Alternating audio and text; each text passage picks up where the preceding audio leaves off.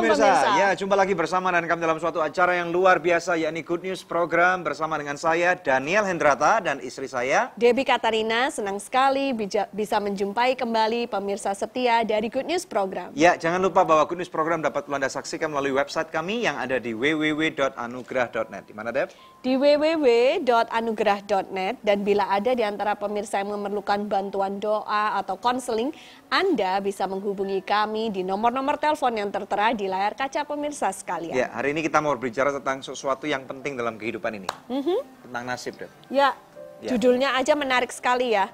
Cara ampuh merubah nasib. Wow. Ya, jadi bagi Anda yang merasa bahwa nasibnya tidak baik, berarti acara ini adalah, atau episode ini khusus hari ini, akan memberkati Anda karena Anda akan diberikan kesempatan yang luar biasa untuk mengetahui bagaimana cara merubah nasib yang efektif. Betul ya? Betul menampilkan sekali. seorang narasumber, ya, seorang pakar pendidikan, seorang pengusaha yang sangat berhasil dan memberkati banyak orang. Siapa, Deb? Yaitu Bapak Handoko Suryanto, ya, yang tentu saja kesaksian dia akan banyak memberkati kita sekalian yang menyaksikan. Untuk itu pemirsa, tanpa menunda-nunda waktu lagi, mari sama-sama kita simak satu tayangan video klip yang berikut ini.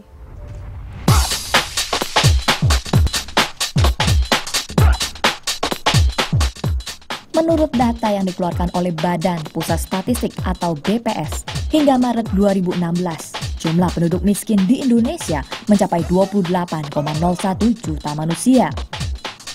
Penyebab dari kemiskinan sendiri adalah akibat banyaknya angka pengangguran di Indonesia. Apa yang dapat kita lakukan bagi bangsa ini untuk dapat keluar dari kondisi tersebut? Khususnya sebagai orang percaya, kita bertanggung jawab untuk memutuskan mata rantai kemiskinan dan membawa nasib bangsa ini menjadi lebih baik.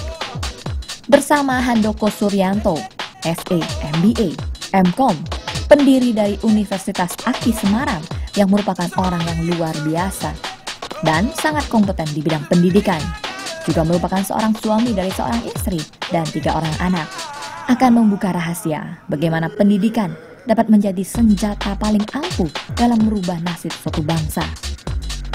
Mau merubah nasib Anda? Tetap bersama kami hanya di Good News Program.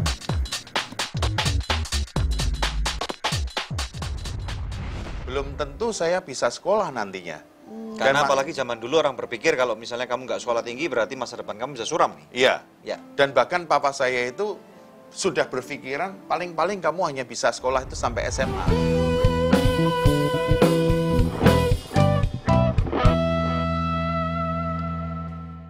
Hai pemirsa, Anda diberkati dengan episode yang baru saja Anda saksikan. Jangan lupa subscribe di channel YouTube kami, oke? Karena masih ada begitu banyak episode Good News lainnya yang pasti akan memberkati kehidupan Anda.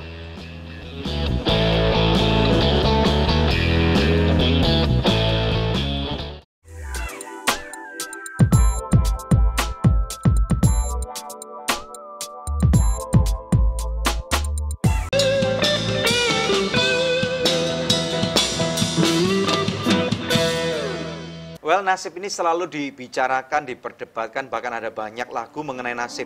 Orang bujangan pun ada nasibnya, orang menikah pun ada nasibnya, orang nggak punya rumah pun ada nasibnya. Sekarang kita akan berbicara mengenai cara ampuh merubah nasib bersama dengan seorang narasumber, yaitu Bapak Handoko Suryanto.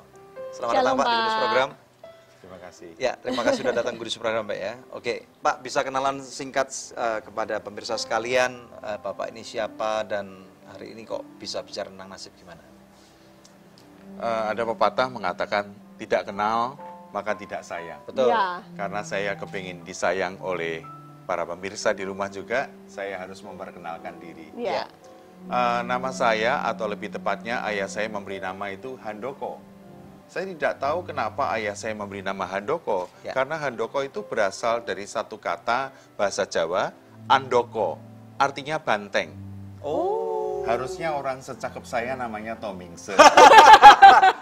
Bukan Setuju. banteng ya. Kalau kita sekarang kita rubahnya nih, Toming. Gitu. Ya. Istri saya 3. Ya. Anaknya. Oh, anaknya. Anaknya. Istri saya 1, Ya. anaknya 3, begitu ya. Ya. Anak saya yang pertama perempuan, lahir tahun 88, namanya Rebecca. Ya. Dia lulusan kedokteran dan sekarang sudah bekerja dan bahkan kuliah lagi mengambil BTKV, yaitu bedah jantung.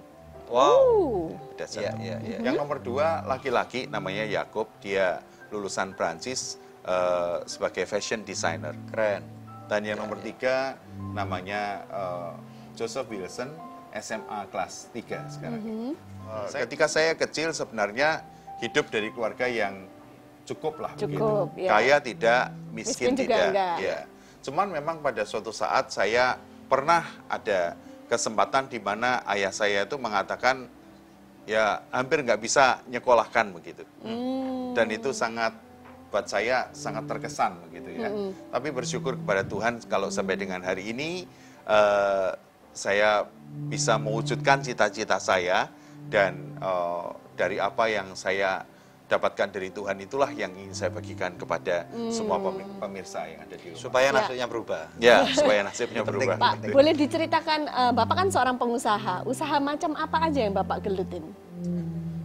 Sebenarnya saya tahun 93 itu memulai dengan membuka usaha pendidikan. Awalnya sebenarnya tahun 86, yaitu mulai dengan pendidikan non formal atau kursus begitu ya. Dan kemudian tahun 93 kami mulai bekerja dengan pendidikan formal, yaitu mendirikan sebuah akademi komputer namanya Amik Aki di Kota Pati. Kemudian tahun 94 kami mendirikan sekolah tinggi komputer namanya STIMIK Aki di Kota Semarang. Dan dilanjutkan dengan beberapa sekolah-sekolah tinggi yang lainnya seperti Sekolah Tinggi Bahasa Asing, AKI, Sekolah Tinggi Ilmu Ekonomi, AKI, Akademi Rekamedik juga AKI namanya.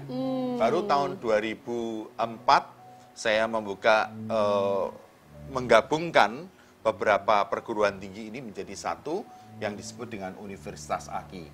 Oh, wow. 8 tahun yang lalu saya memulai pendidikan SD dan SMP begitu. Itu 8 tahun yang lalu di Kota Pati. Wow. Yang lainnya itu tadi di Kota Semarang. Selain daripada menyelenggarakan pendidikan, saya juga bekerja yang lain, yaitu jual beli tanah, jual beli rumah, dan juga ada beberapa hotel yang kami kelola. Jadi properti lah ya. Properti. Jadi Bapak fokusnya ke pendidikan dan properti. Iya. Oke. Good, Nah, luar biasa Pak. ingin bertanya kenapa Bapak sampai terbeban kepada pendidikan, Pak? Apakah ada kisah khusus pada saat itu? Kenapa Bapak sampai mempunyai visi dan misi tentang pendidikan? Ya, memang dari kecil sebenarnya saya itu kepingin menjadi orang yang sukses begitu ya. Saya pikir semua orang kepingin sukses. Ya. Tapi memang seperti yang saya katakan tadi Bu, bahwa ada suatu saat di mana ayah saya itu memanggil keempat anaknya, dan pada waktu itu ayah saya mengatakan, maafkan papa kalau nanti suatu saat papa tidak bisa menyekolahkan anak-anak. Dan pada waktu itu memang situasi perekonomian daripada ayah saya ini sangat sulit. Kenapa Pak? Mama saya itu sering sakit. Nah, zaman dulu itu kalau namanya operasi itu menghabiskan banyak biaya begitu. Ya.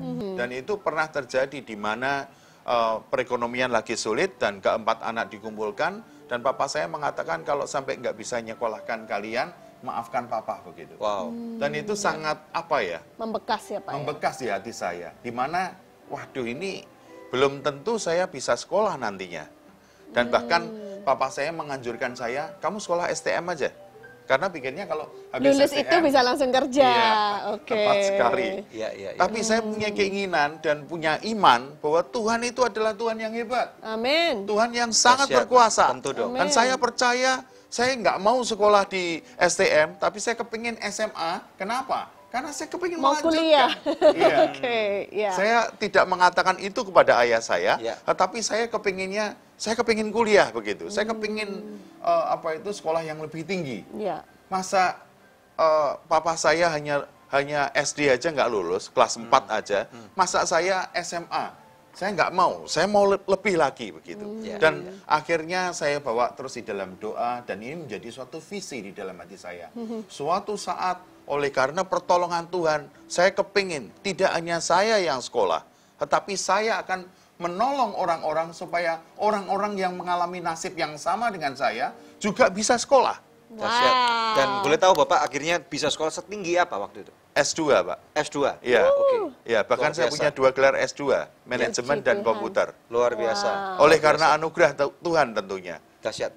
Oke, puji Tuhan. Yeay. Oke, kita akan belajar lebih dalam. Ya, Silakan, kita Dok. akan lanjut setelah break ya. Nah, pemirsa ini luar biasa banget. Dari pernah mengalami satu titik dalam kehidupannya di mana mungkin dia tidak akan bisa meneruskan studi sampai tingkat perguruan tinggi, tapi hari ini malah mempunyai universitas dan membantu banyak orang untuk bisa mendapatkan pendidikan.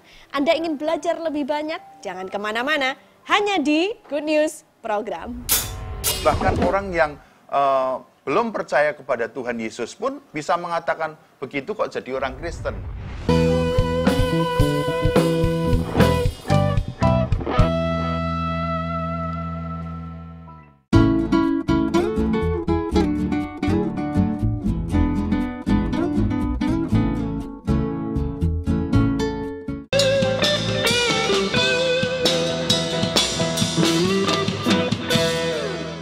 Cara ampuh merubah nasib hanya di Good News Program. Langsung kepada narasumber kita, Bapak Handoko Suryanto. Ya.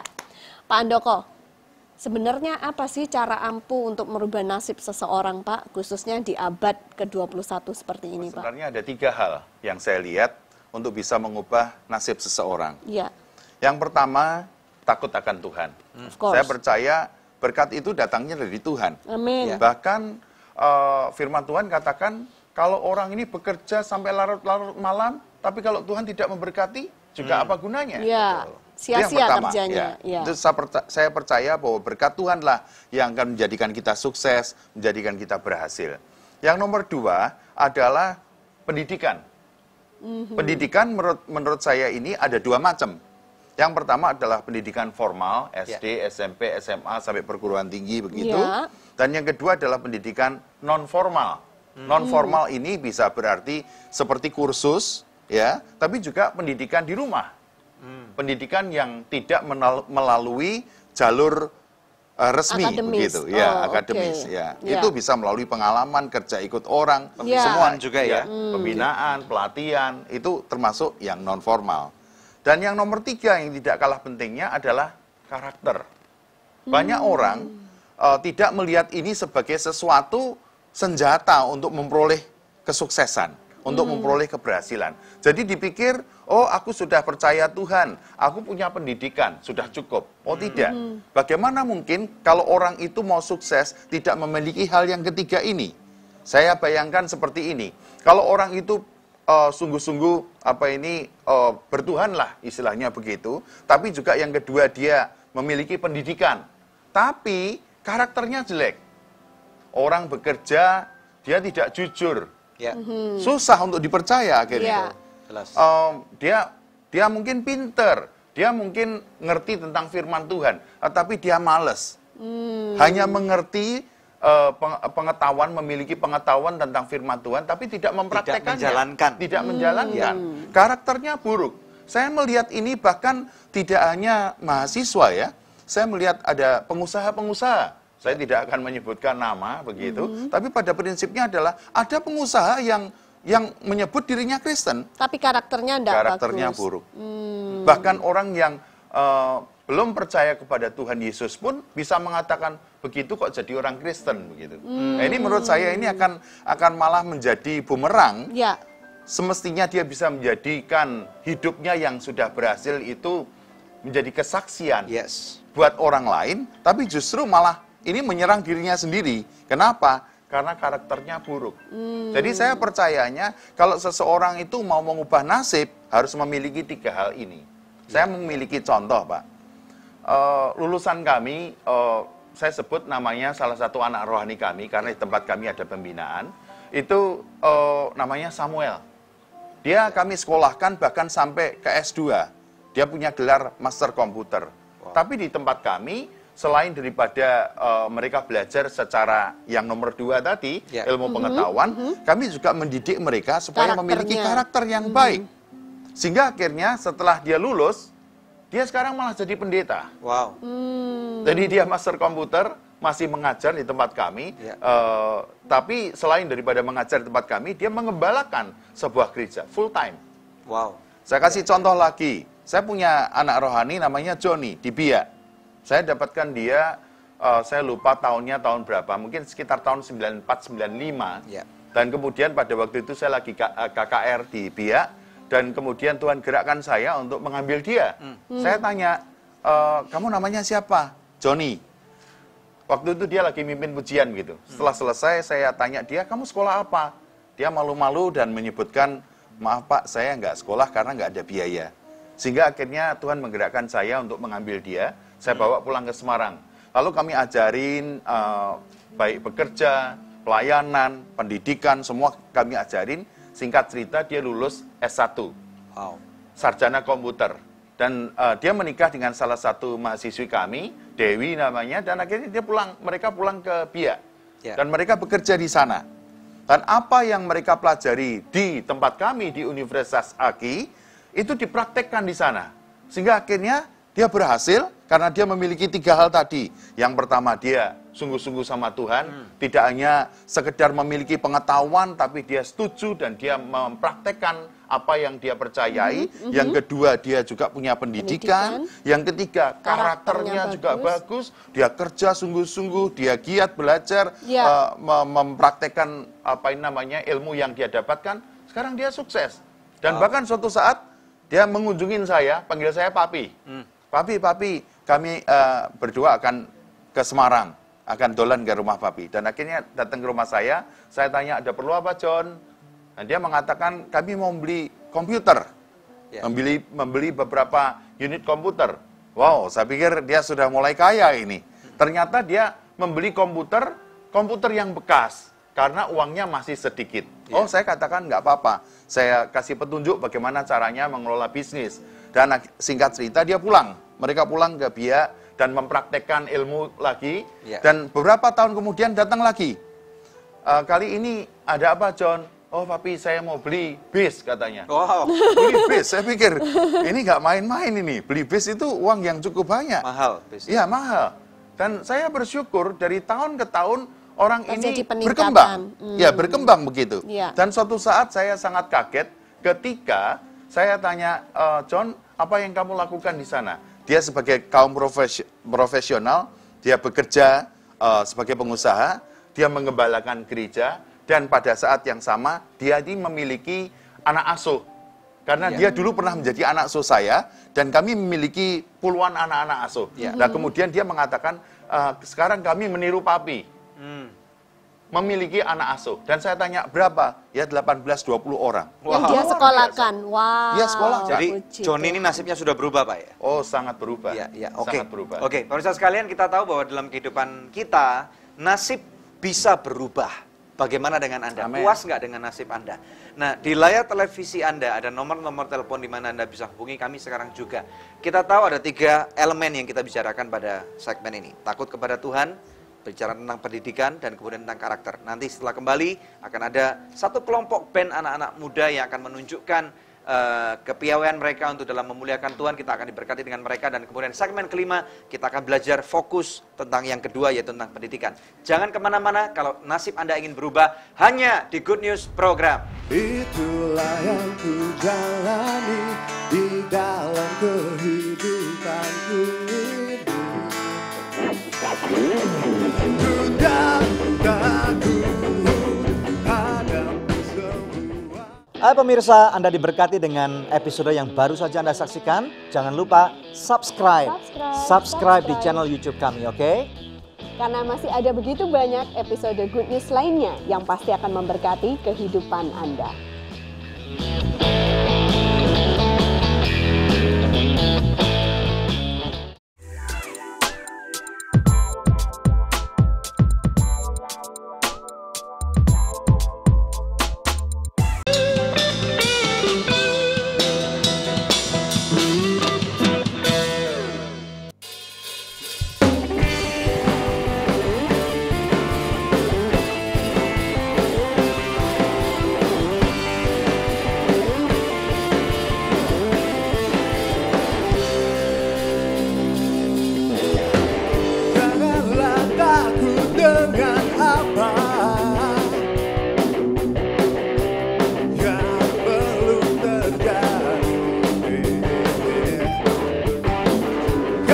karena Tuhan akan mencobai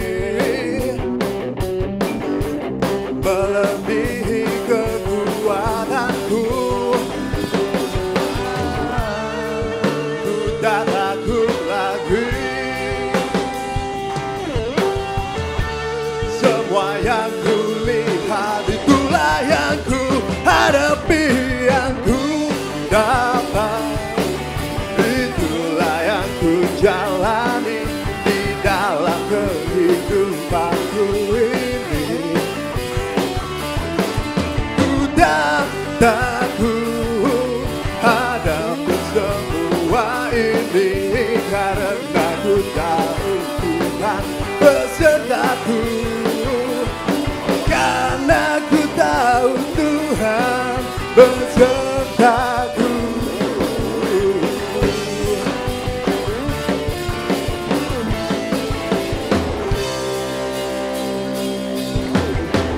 Janganlah takut dengan apa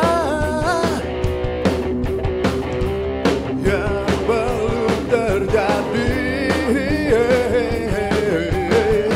karena Tuhan akan mencobai melebihi kekuatanku. Ku tak takut lagi. Semua yang ku lihat itulah yang ku hadapi, yang ku dapat. Itulah yang ku jalani di dalam kehidupanku ini. Ku tak takut hadapi semua ini, karena ku tahu Tuhan besertaku. Karena ku tahu Tuhan besertaku.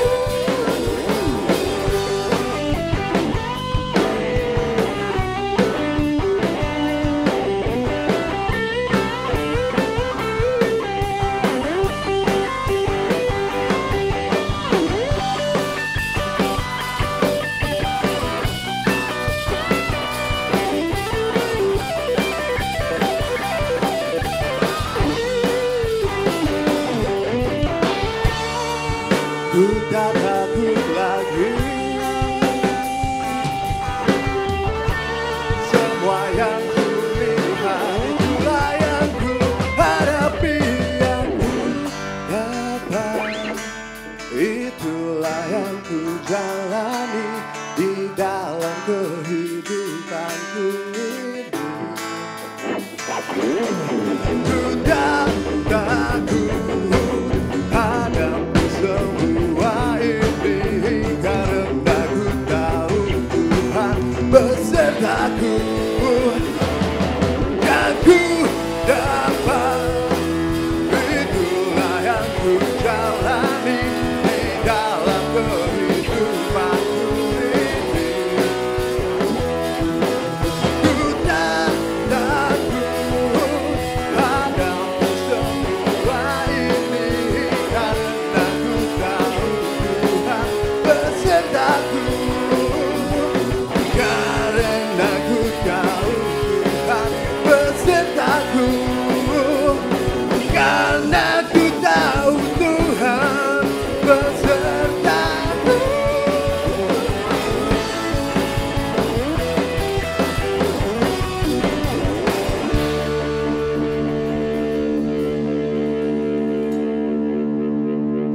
Nintendo Band. Oke, selamat datang di Good News Program. Ya, selamat oke. datang. Nama kalian keren banget. Nintendo. Kayak main ini Nintendo pada Ya, waktu betul. pada waktu saya masih kecil. Ya. Nah, bisa cerita kenapa namanya itu? Ya, awalnya tuh kita sebenarnya pengen bikin nama yang gampang diingat, gampang Ya. dihafal. Mengingat kita semua dulu anak-anak tahun 80-an, zaman kita kan kegembiraan diisi sama Nintendo ya zaman dulu. Ya, jadi kita pikir kita mau kasih kegembiraan yang sama buat orang-orang yang dengar musik kita gitu. Ya, Ya. itu Biar ya. supaya orang yang dengar musik kita tuh berkesan sama kayak Nintendo kan pelopor awal game. Kita Ya. juga mau jadi supaya mereka tetap ingat kita Nintendo, gampang diingat. Pelopor awal game bukan Nintendo, Atari dong sih. Yang booming. Yang tahun 80-an. Ya. Oke, nah bisa diperkenalkan satu persatu nih anggota bandnya. Saya Tony di vokal, ini di gitar hitam ada Freddy, melodi ada Rolly, bass Fendi, sama drum Joshua. Oke, good.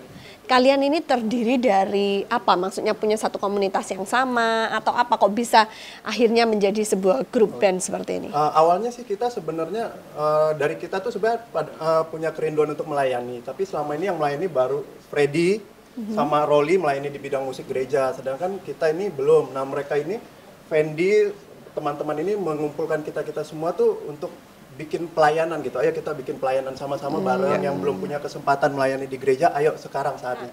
Boleh cerita nggak tentang album kompilasi ini ya, Stay Positive Life? Bagaimana Nintendo bisa terlibat di dalamnya? Ya, jadi waktu itu karena kita udah mulai ayo kita berkumpul jadi satu grup, tapi kita nggak tahu mau mulai dari mana, arahnya kemana. Kita tuh nggak punya manajer, nggak punya apa yang bisa mengarahkan kita. Ini loh, kamu masuk dari sini dulu atau dari mana dulu. Kita nggak tahu, kita buta arah. Sampai kita lagi buka website, Fendi, dia buka website, dia lihat ada website ini, kompilasi, album kompilasi, kita coba maju, masuk, dan terpilih sebagai 15 artis yang masuk kompilasi. Di situ jadi kita mulai ada jalan, dari lewat produsernya Mas Yuda, itu dia yang mulai mengarahkan, ayo main di gereja sini, kita main ke sini, ke sana. Jadi kita ada arah tujuannya lewat album ini. Jadi lebih mudah juga buat kalian untuk karena mungkin kalian juga nggak mengenal banyak gereja atau tempat-tempat di mana kalian bisa menjadi berkat ya. Ya, sejak ada album ini kita jadi dapat akses yang lebih jauh. Oke, harapan ke depan dari Nintendo Band ini apa? Ke depan sih kita maunya tuh musik kita nggak cuma dinikmati di lingkup gereja aja. Kita maunya musik kita tuh tanpa orang sadar di luar sana, di luar gereja bisa menikmati, ternyata enak juga musiknya, lama-lama sampai mereka bisa meresapi lagu itu dan ya mudah-mudahan bisa menjadi berkat buat mereka. Oke, pengen punya album sendiri mungkin? Full album? Ya, itu memang lagi dalam proses perencanaan sih. Good. Oke, selamat ya buat Nintendo Terima kasih. ya, all the best. Ya, nanti kalau ada game baru muncul datang ya. Siap. Ya, oke, puji Tuhan. Ya, pemirsa, ini saatnya kuis yang selalu dinantikan oleh pemirsa sekalian ya. Pertanyaannya adalah, apakah nama kelompok yang tadi membawakan musik pujian di tengah-tengah kita? Anda bisa mengikuti kuis ini dengan mengirimkan jawabannya melalui SMS ke nomor HP yang tertera di layar kaca pemirsa sekalian atau melalui email ke goodnews@anugrah.net dengan format seperti ini, kuis, nama, alamat lengkap, dan jawabannya. Bila Anda mengirimkannya lewat email, sertakan juga nomor HP Anda, maka kepada 10 orang pemenang terpilih, kami akan mengirimkan masing-masing sebuah CD, Stay Positive Life, persembahan dari Nintendo. Tetap bersama kami pemirsa, kami akan kembali membawa lebih banyak good news lagi. Langkah menyenangkan dan lebih menguntungkan kalau kita memiliki ketiga-tiganya. Ya, itu pandangan saya mengenai hal ini.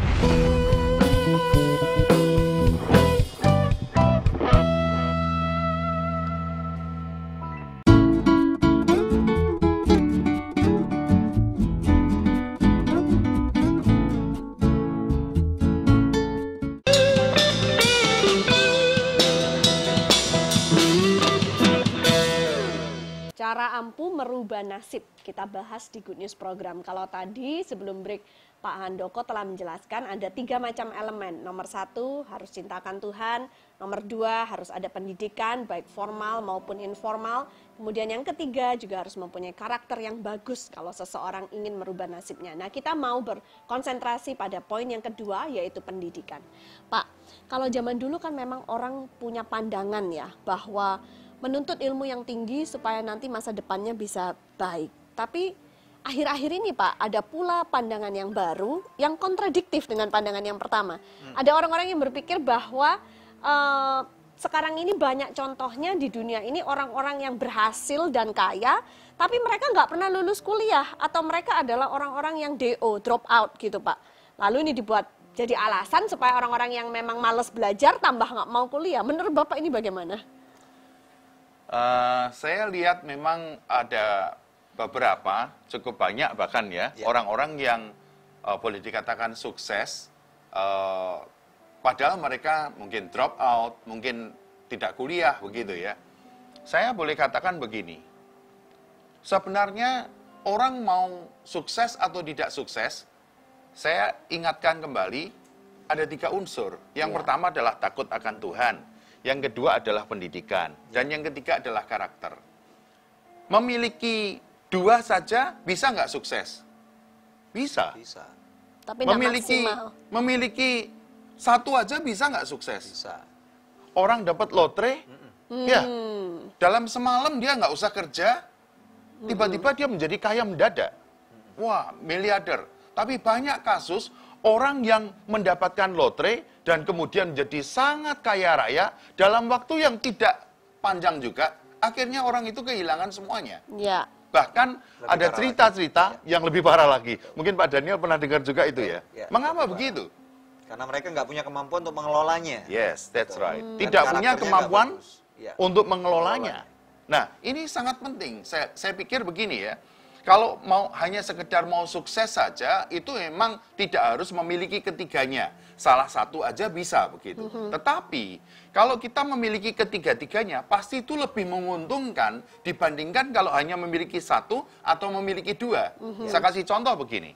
Taruh kata Pak Daniel adalah hamba Tuhan, begitu. Saya juga hamba Tuhan. Oke, saya katakan saya hamba Tuhan yang tidak punya apa-apa ini.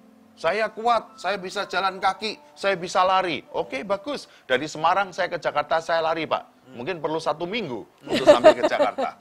Ya. Tapi Pak Daniel, wah naik BMW begitu, hanya dalam waktu 6 jam sudah sampai Jakarta. Ya, betul. Mungkin ibu naik pesawat, hanya 1 jam nyampe di Jakarta. Sama-sama sukses, pilih yang mana kita? Dalam hal ini ada orang-orang yang sukses sekalipun, saya katakan Ya. sekalipun mungkin tidak memiliki Betul, ketiganya. betul. Tetapi alangkah menyenangkan dan lebih menguntungkan Yes. kalau kita memiliki ketiga-tiganya. Ya, Itu ya. pandangan saya mengenai Ya. hal ini. Tapi ada satu hal yang Ya. saya ingin komen sedikit Pak mengenai keberhasilan. Kalau kita lihat di dalam Alkitab, what is the meaning of success? Apa artinya kesuksesan itu? Kalau kita tanya kepada orang dunia atau orang pada umumnya, Ya. sukses itu ya berhasil. Ya. Kaya. Berhasil Kaya. itu kaya. Kalau punya banyak perusahaan, itu Ya. namanya sukses atau Ya. berhasil. Sekarang kalau kita lihat Tuhan Yesus, Ya. menurut ukuran dunia, menurut Pak Daniel, sukses nggak dia? Kalau saya sudah kenal dia, pasti saya bilang Tuhan Yesus sukses. Tapi kenyataannya murid aja Dunia, cuma 12. Yes, dan itu pun menyangkali dan semuanya meninggalkan dia. Iya. Betul. Di Jadi- mata manusia Tuhan Yesus gagal. Ya, di mata manusia atau cara pandang manusia Tuhan Yesus gagal. Betul. Tapi kita sebagai orang Kristen, kita percaya bahwa Tuhan Yesus itu sukses kan? Yes, Betul. ya. Lalu kalau begitu, apa artinya sukses? Taat kepada Tuhan. Nah, menurut saya, sukses itu tidak hanya sekedar berhasil menurut ukuran duniawi, Betul, Pak. tetapi memberi makna. Jadi ada pepatah dalam bahasa Inggris begini, it's better to be the man of value rather than to be the man of success.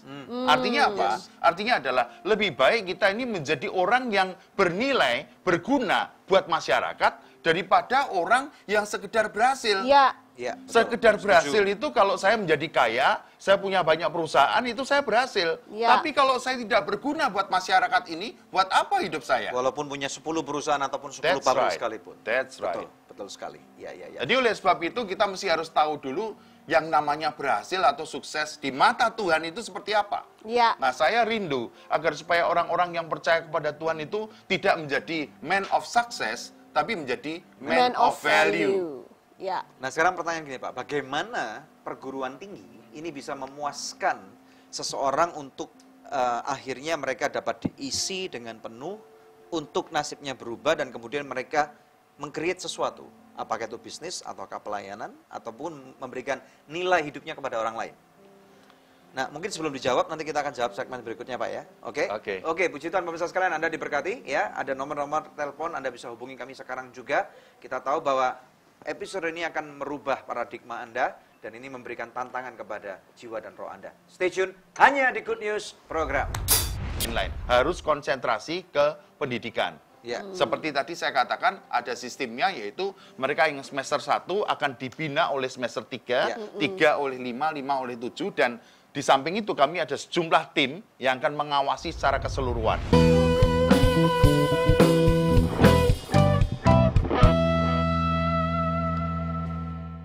Hai pemirsa, Anda diberkati dengan episode yang baru saja Anda saksikan. Jangan lupa subscribe di channel YouTube kami, oke? Karena masih ada begitu banyak episode Good News lainnya yang pasti akan memberkati kehidupan Anda.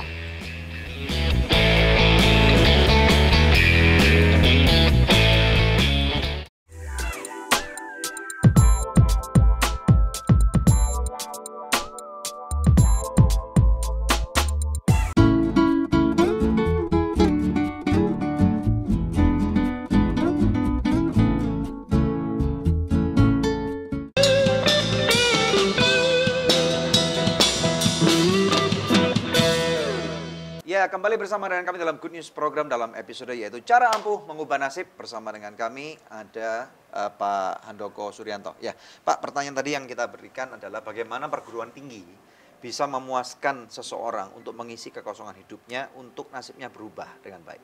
Silakan, Pak. Saya percaya ada banyak perguruan tinggi di Indonesia ini, perguruan tinggi yang bagus begitu. Ya. Tapi sebagai orang Kristen, saya merasa sangat terpanggil untuk mengisi 3 hal tadi. Yang pertama adalah takut akan Tuhan, yang kedua adalah pendidikan itu sendiri, dan yang ketiga adalah pembentukan karakter. Nah, di tempat kami, di Universitas Aki Semarang ini, kami memiliki ketiga-tiganya. Jadi yang pertama dan yang ketiga, pembentukan karakter, yang ketiga, dan takut akan Tuhan ini, kita kemas menjadi satu, karena kami memiliki asrama di sana. Jadi ada asrama khusus untuk laki-laki sendiri, asrama untuk perempuan juga sendiri. Ya. Nah, dalam hal ini, mereka itu setiap pagi jam 5 misalnya, itu dibangunkan. Untuk apa? Untuk doa pagi. Nah, ini sebenarnya adalah kami ini universitas yang umum, tapi kami membagi segmen menjadi 2. Jadi kami menyebut ini menjadi Great Commission University powered by Unaki. Nah, Great Commission University ini atau Universitas Amanat Agung ini diperuntukkan khusus untuk yang beragama Kristen begitu. Itu yang kami tampung di dalam asrama-asrama kami ini, di mana di sana itu di samping pembentukan iman, kami memiliki slogan kayak gila, gali ilmu, layani Allah. Kami mengajarkan kepada mereka, misalnya pada hari-hari tertentu kami ada pembinaan kerohanian.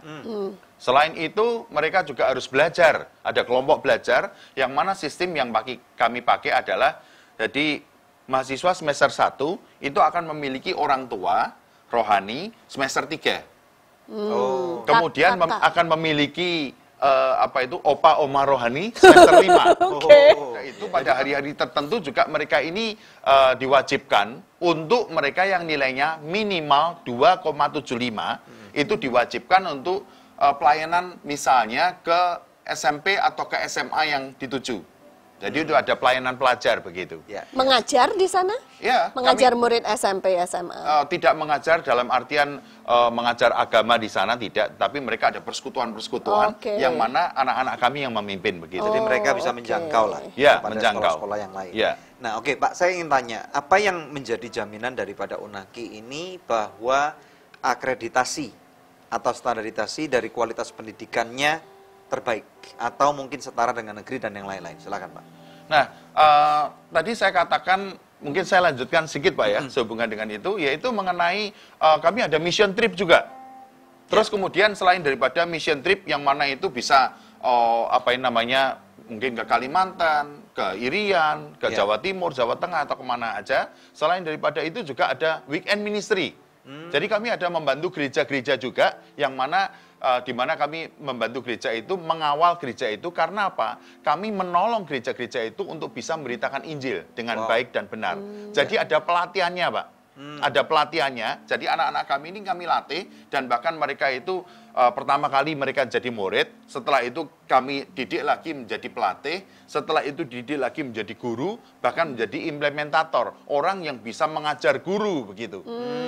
Nah, orang-orang ini yang sudah dipersiapkan seperti inilah yang akhirnya dikirim ke tempat-tempat, baik itu ke sekolah SMP, SMA, ataupun ke weekend ministry ke gereja-gereja, ataupun mission trip ke gereja-gereja yang dituju tadi.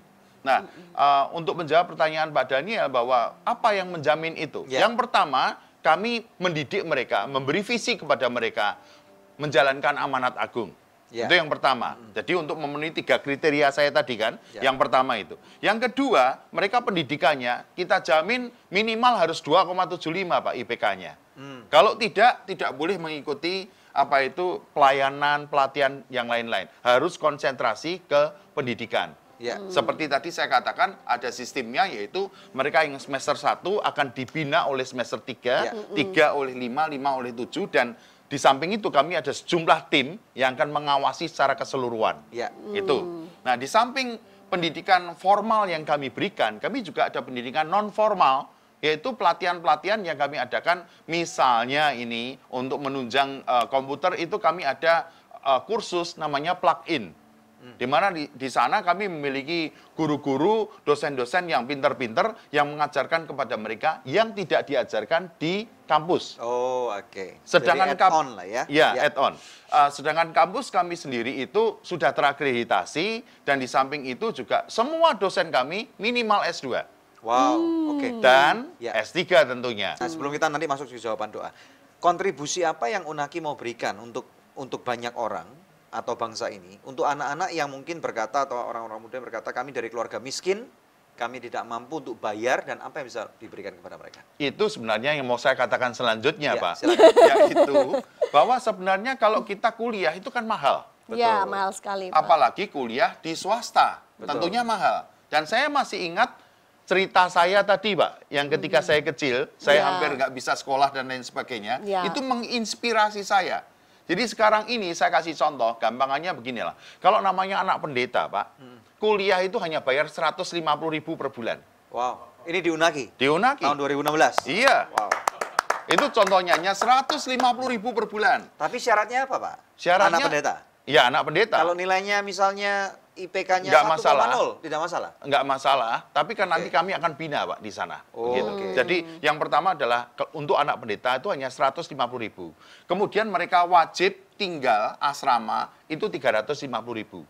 Jadi total 500.000 Per bulan. ya per bulan. Ya. Dan di samping itu untuk makan mereka makan sendiri. Di Semarang tuh murah, Pak. Jadi yang pertama tadi anak pendeta misalnya Ya. begitu itu hanya 500.000 per bulan. Kemudian kalau anak jemaat 750.000 per bulan. Wow. Itu sudah termasuk tempat tinggal, Pak. Ya. Berarti Ya. lebih mahal 250.000. Ya, Ya. supaya memberikan keringanan untuk anak hamba Tuhan, Pak. Betul, Karena luar banyak biasa. saya begini ya, saya lihat itu di survei yang saya buat, itu banyak anak hamba Tuhan yang tidak melanjutkan kuliah. Iya. Nah, saya sendiri hamba Tuhan, saya merasa bahwa aduh sayang sebenarnya. Betul. Ya. Kalau Karena anak banyak hamba sekali Tuhan potensi yang hilang ya. tidak bisa melanjutkan sekolah, akhirnya nanti akan terbentuk image kalau begitu jangan jadi hamba Tuhan. Kenapa? Nanti anaknya nggak bisa kuliah. Iya. Begitu, Jadi ya. yang pertama tadi anak hamba Tuhan, kemudian anak jemaat, yang ketiga apa, Pak? Ada nggak? Yang ketiga adalah orang-orang yang berprestasi. Ya. Kalau tadi itu beasiswa yang berkebutuhan begitu ya, Ya, karena ya. mereka kurang mampu, kurang beruntung. Tetapi sekarang ada yang untuk berprestasi.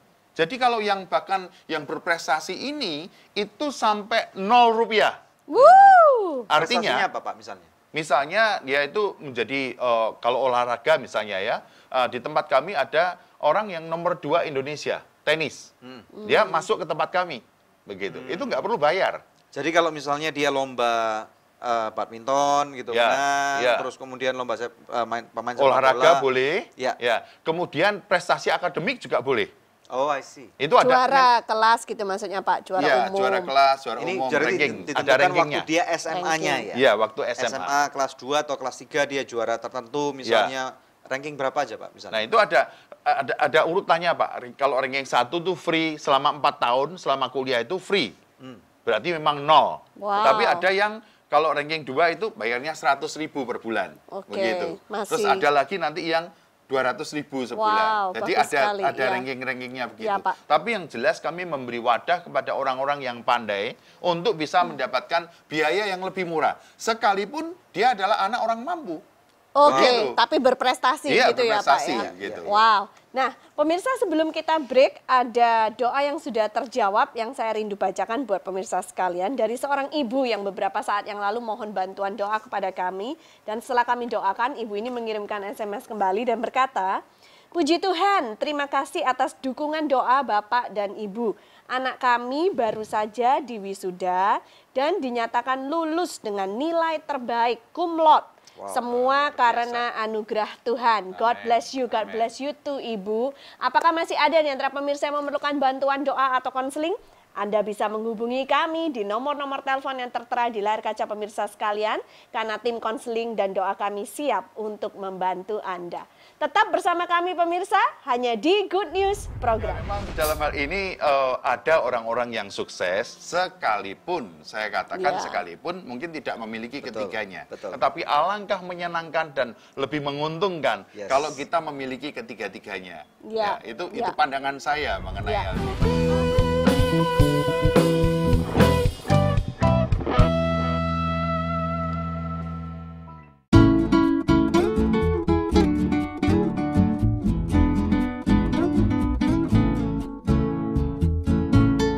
Hai pemirsa, Anda diberkati dengan episode yang baru saja Anda saksikan. Jangan lupa subscribe di channel YouTube kami, oke? Karena masih ada begitu banyak episode Good News lainnya yang pasti akan memberkati kehidupan Anda.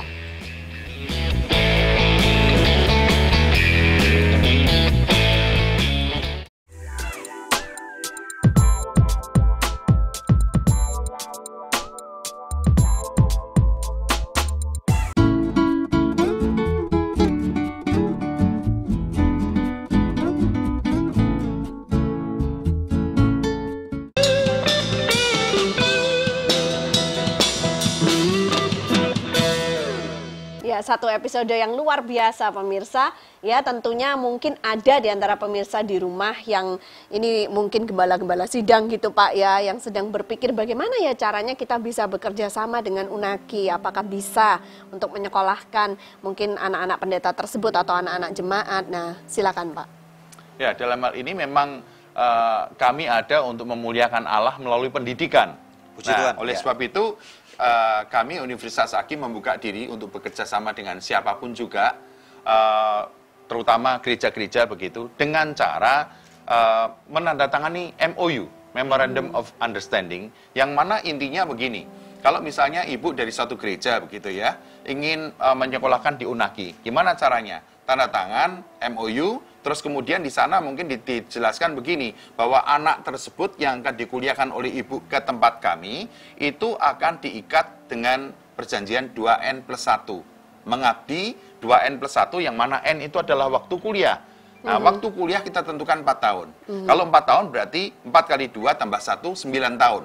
4 tahun selama kuliah itu akan menjadi haknya UNAKI, jadi akan di-training, diajarin pelayanan, dan lain sebagainya. Tapi setelah itu, 5 tahun, kami akan kembalikan ini ke ibu, lembaga yang mengutus, begitu. Setelah itu, selama 5 tahun itu, ijazahnya pun akan kami serahkan kepada ibu gembala. Nah, setelah 5 tahun, berarti sudah selesai perjanjian itu, maka orang itu baru bebas. Dan maksudnya dia bisa menentukan mau bekerja di mana begitu. Puji Tuhan, mantap Pak. Terima kasih. Nah, ada Pak. usia batasan masuk nggak untuk UNAKI ini? Misalnya ada orang yang sudah tua sekali, umur 35, 40, 50 tahun, dulu nggak pernah kuliah, terus kemudian, waduh saya pengen kuliah gini, sekarang gimana? Bisa Pak, jadi syaratnya adalah lulusan SMA atau sederajat, tetapi kalau batas atasnya nggak ada.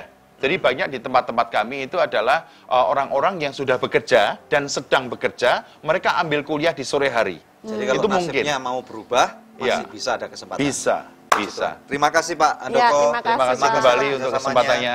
Ya, sukses, good news. Berkati sekali. Terima kasih Pak. Ya, Daniel akan tutup dengan firman Oke, puji Tuhan. Pemirsa sekalian, Anda diberkati dengan acara hari ini. Ya, dan apakah Anda ingin nasibnya berubah? Ada 3 pertanyaan dasar yang saya mau tanyakan kepada Anda. Yang pertama, dengar baik-baik. Apakah Anda puas dengan hidup Anda saat ini? Pikirkan baik-baik nih. Anda sudah mungkin berkeluarga, Anda mungkin sudah bekerja, mungkin sudah punya anak, atau mungkin Anda saat ini adalah seseorang yang belum menikah alias masih single. Puas nggak dengan hidup ini? Yang kedua, apakah Anda punya cara, bila Anda tidak puas, apakah Anda punya cara untuk bisa merubah nasib Anda saat ini? Pikirkan baik-baik. Pikirkan baik-baik. Yang ketiga, bila Anda tahu bahwa Anda tidak punya cara, tetapi kemudian kami bisa datang untuk memberikan cara yang lebih baik, efektif untuk merubah mungkin bukan nasib Anda, terutama yang sudah menikah dan punya anak, tetapi merubah masa depan generasi Anda ke depan. Apakah Anda bersedia untuk memberikan keturunanmu untuk dibina oleh kami? Nah, simpel sekali kan? Ya, jadi mari kita buka firman Tuhan. Amsal pasal yang ke-9 ayat 10. Firman Tuhan berkata, permulaan hikmat adalah takut akan Tuhan, dan mengenal yang Maha Kudus adalah pengertian. Dengan jelas firman Tuhan berkata bahwa permulaan hikmat adalah takut akan Tuhan. Hari ini kita berbicara tentang merubah nasib. Tahukah Anda pemirsa sekalian bahwa Tuhan tidak pernah menginginkan melihat nasib Anda menjadi nasib yang jelek. Miskin, sakit, terkutuk. Tuhan tidak pernah merencanakan ini bagi kehidupan setiap manusia, siapapun Anda. Jadi oleh karena itu apabila Anda sedang menyaksikan acara hari ini dan Anda merasa bahwa Anda duduk termenung, mungkin bahkan meneteskan air mata, mungkin Anda berkata sambil pukul diri Anda dan berkata, kenapa hidup saya seperti ini? Berarti saya membawa kabar baik buat Anda yang menyaksikan. Ini bukan rencana Tuhan untuk terjadi pada kehidupan Anda. Mungkin sesuatu sudah pernah terjadi, masa lampau yang tidak baik. Mungkin ada sesuatu kebodohan yang pernah terjadi. Mungkin ada keteledoran daripada orang tua yang terjadi. Oke, kita masukkan itu sebagai bagian daripada masa lalu kita. Firman Tuhan berkata, bila Anda dengan sungguh-sungguh ingin bertobat, firman Tuhan berkata bahwa Tuhan dekat dengan seseorang yang hatinya remuk. Dan bila Anda hari ini bertobat, Anda mau menyerahkan hidup Anda dengan sungguh-sungguh kepada Tuhan, percaya kepada Dia. Firman Tuhan berkata bahwa yang lama itu sudah berlalu dan yang baru sudah datang. Jadi saya berkata, ada satu jaminan yang besar bahwa nasibmu bisa dirubahkan. Kalau Anda mau nasibmu berubah, mulai sekarang percaya kepada Tuhan Yesus. Saya percaya orang yang percaya kepada Tuhan Yesus, nomor satu, dosanya diampuni, Bapak-Ibu sekalian. Hidupmu yang lama ada jaminan loh. Pikirkan baik-baik, siapa yang bisa menjamin untuk mengampuni semua macam dosamu? Semua dosa. Dosa yang pernah Anda ketahui, dosa yang Anda tidak pernah ketahui, sadari maupun tidak. Dosa yang mungkin sudah pernah ketangkep Pak Polisi ataupun belum. Ya, dosa yang sudah mungkin kepergok oleh seseorang ataupun yang belum. Pikirkan baik-baik. Tidak ada di muka bumi ini seseorang siapapun juga atau kepercayaan lain apapun juga yang bisa mengampuni dosamu seampuh ini. Pikirkan baik-baik. Pikirkan baik-baik. Nah, kalau Anda tahu bahwa tidak ada jalan lain, bukankah ini sesuatu yang tidak rugi bila Anda percaya kepadanya? Percaya kepada Tuhan Yesus, dosamu diampuni, apapun dosamu. Sekecil apapun dosamu, atau segede apapun dosamu, dosamu pasti diampuni. Secepat Anda tarik nafas, secepat itu pula Tuhan Yesus mengampuni dosamu saat ini juga. Dia datang, dia mati, untuk membayar hutang semua lunas daripada dosa saudara. Dia bangkit daripada kematian di hari yang ketiga. Dan kemudian pada saat itu ada kehidupan yang baru sudah diberikan kepada Anda. Siapapun Anda, warga negara apapun, kulitmu warnanya apa aja, matamu modelnya seperti apa, rambutnya seperti apa. Dia datang untuk setiap umat manusia. Yang kedua, nah pada waktu Anda sudah bertobat, sekarang kita tahu bahwa sekarang hidup yang baru ada di tangan kita nih. Di tangan saya, di tangan Anda. Nah dia berkata, takut akan Tuhan adalah permulaan hikmat. Nah jadi sekarang pada waktu Anda bersedia untuk hidupmu diisi dengan sesuatu yang benar, ada satu guideline, tuntunan, jalan dari titik A ke titik B yang Tuhan sudah tentukan untuk kehidupan Anda. Mau nggak Anda taat? Mau nggak Anda turuti? Hidup ini adalah untuk membuat keputusan. Kadang-kadang memang sebagai orang percaya pun yang sudah bertobat, sudah punya kehidupan baru, kita bisa membuat keputusan yang salah. Kita bisa membuat keputusan yang teledor. Tetapi nggak apa-apa, saudara sekalian. Sekarang waktunya kita bergantung kepada Roh Kudus. Roh Kudus ini sanggup menaruh kita kepada jalur yang benar. Nah, saya percaya sekali lagi di acara ini kami mengatakan nasibmu bisa berubah. Nah, tidak ada firman Tuhan mengatakan, bahkan ada satu ayat mengatakan seperti ini. Orang benar, anak cucunya tidak akan pernah meminta-minta. Nah, kalau berarti Anda orang benar, sudah dibenarkan dengan firman Tuhan, berarti masa depanmu itu sudah dijamin terbaik oleh Tuhan. Luar biasa bukan? Ya. Jadi sesuatu yang tidak ada ruginya, dan ini adalah suatu yang deal yang sangat menguntungkan apabila Anda terima deal ini. Dan oleh karena itu saya rindu berdoa buat Anda. Kalau Anda tahu bahwa 3 pertanyaan dasar yang saya sudah berikan kepada Anda, dan Anda jawab, Pak, saya tidak punya jawabannya, dan puji Tuhan, saya katakan welcome. Ya, karena kalau Anda mau berbuka diri, berbuka hati, berbuka pikiran, menerima Yesus sebagai Tuhan dan Juru Selamat, dan Anda mau bertobat, dan kemungkinan Anda memberikan hidupmu untuk dituntun dengan benar dengan firman Tuhan, pasti yang terbaik terjadi. Dan juga pemirsa sekalian, kita tahu bahwa di Anugerah Ministries kita punya program namanya Adikku Sayang. Banyak daripada Anda sudah menjalankan program ini sebagai ketua-ketua center. Kami membawa kabar baik bahwa saat ini Anugerah Ministries sudah bekerjasama dengan Unaki. Mulai mata tahun ajaran 2017-2018, Adikku Sayang akan mulai menyekolahkan anak-anak murid Adikku Sayang yang lulus kelas 12 atau SMU 3. Kami akan memberikan alternatif untuk menyekolahkan anak-anak Anda untuk masuk ke Unaki di Semarang. nasib Anda pasti berubah. Luar biasa, segala kemuliaan bagi Tuhan. Mari kita berdoa, ya, puji Tuhan. Bapa, di dalam nama Tuhan Yesus Kristus, kami mau berdoa untuk mereka yang nasibnya tidak baik. Apabila Anda nasibnya tidak baik, Anda mau mengaminkan apa yang kami bagikan hari ini. Angkat tanganmu, arahkan ke layar televisi. Berkata dan berdoa bersama dengan saya. Tuhan Yesus, ampuni saya. Ini hidup saya. Aku serahkan hidupku dalam tangan. Aku mau bertobat. Ampuni semua dosaku. Nasibku jelek Tuhan. Nasibku jelek. Tetapi hari ini aku mau nasibku diubahkan. Aku percaya pada waktu aku bertobat, pasti aku diampuni. Aku undang kau masuk dalam hatiku. Masuk Tuhan Yesus. Aku mau bertobat. Dan rubah nasibku. Supaya aku bisa menjadi berkat buat orang lain. Supaya aku bisa mempermuliakan nama-Mu. Dan aku bisa menjadi kebanggaan buat banyak orang dan untuk kerajaan. Aku terima Engkau sebagai Tuhan dan Juru Selamatku, pribadiku. Di dalam nama Tuhan Yesus Kristus, kami berdoa dan mengucapkan syukur. Yang percaya, nasibnya sudah diubahkan oleh Tuhan Yesus. Bersama dengan saya. Sekarang juga katakan, amin. Tuhan memberkati. Ya pemirsa, satu tayangan yang luar biasa telah kita lalui bersama. Kami yakin Anda diberkati sama seperti kami diberkati di studio. Tiba saatnya untuk kami pamit undur dari hadapan pemirsa. Hanya untuk berjumpa dengan Anda kembali di pekan yang akan datang. Di hari, jam, dan stasiun televisi yang sama. Saya, Debbie Katarina, bersama dengan suami saya, Daniel Hendrata. Jangan lupa untuk cek di website kami yang ada di www.anugerah.net. Terima kasih. Tuhan Yesus Tuhan Yesus memberkati. memberkati.